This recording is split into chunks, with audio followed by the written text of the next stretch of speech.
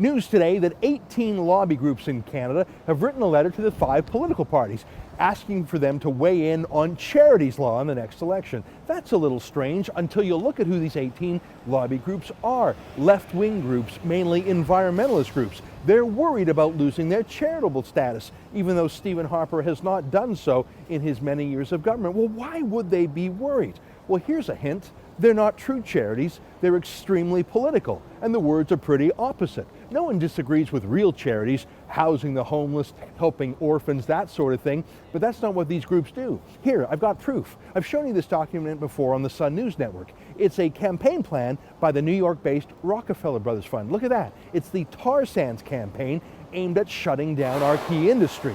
And look at this, on page 10, a map of the pipelines they wish to target. Okay, well that's a bunch of Americans. What does that have to do with us? Well, look at the next page. Look at all those Canadian so-called charities part of this political campaign. The World Wildlife Fund, the Pembina Foundation, Environmental Defense, the Sierra Club, all of which either have charitable status themselves or a charitable foundation associated with them. They are worried about being called on their political bluff. You know, Greenpeace itself is on that list too. They had their charitable status stripped twice, one under the Chrétien administration and one under the Mulroney administration. It's not a partisan thing. Either you're a charity or you're not. And under both of those governments, they were determined not to be. And you can see why. Take a look at this. Here's Greenpeace unfurling an anti-oil sands banner on the Calgary Tower. Is that a gimmick? Sure. Is that politics? Absolutely. Is that charity on the order of feeding the hungry? No, it ain't.